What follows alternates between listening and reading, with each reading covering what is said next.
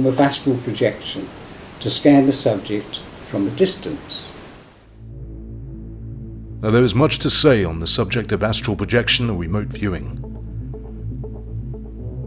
But for anybody that may have any doubts whatsoever over the authenticity of our innate human ability to utilize these ESPs, allow me to explain.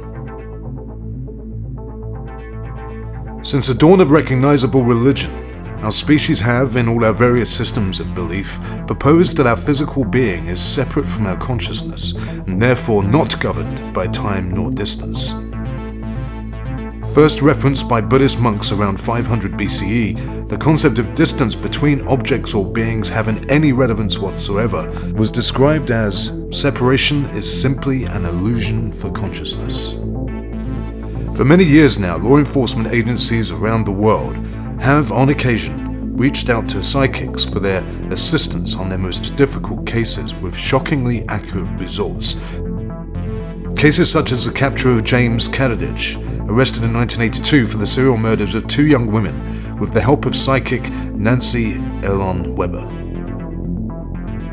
Or that of the 1987 case of Etta Louise Smith, who, despite having never even claimed to be a psychic, had a powerfully unusual experience that led police to the body of a murder victim, but was later arrested as the prime suspect, as, in her own words, "Well, they said I knew too much about it not to have been involved. They said I had to have been there, to have known that." And despite these positive outcomes being dismissed by so many. I told them that there would be a hammer that she was killed with and that it would be in a swamp. I drew where the swamp was. They went and found a hammer with blood on it. It wasn't her blood. Nobody ever did anything to find out if it matched anything else.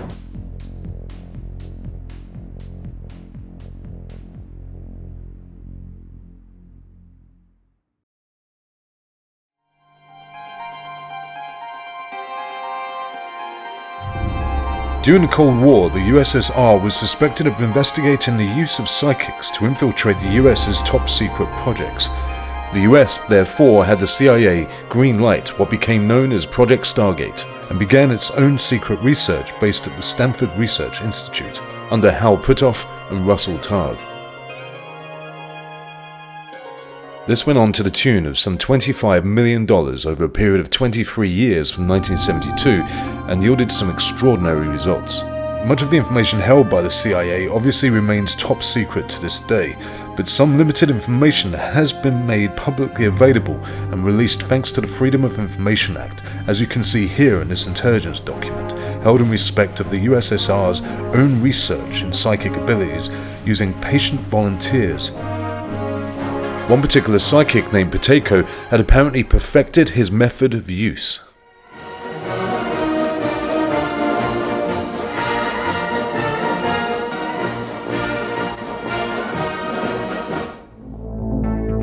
So regardless of our current understanding of this phenomena or lack thereof, the fact remains that whether you are hunting down a serial killer, attempting to locate hostages, tracking down the hiding places of political dictators such as Noriega, Colonel Gaddafi, searching for drug lords hiding deep in the jungles of Colombia, or seeking to infiltrate foreign intelligence top-secret projects through walls and physical barriers usually impenetrable by any other means.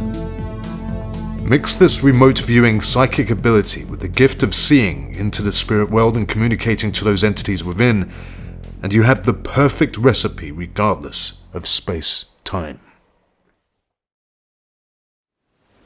Now, when working remotely in this way,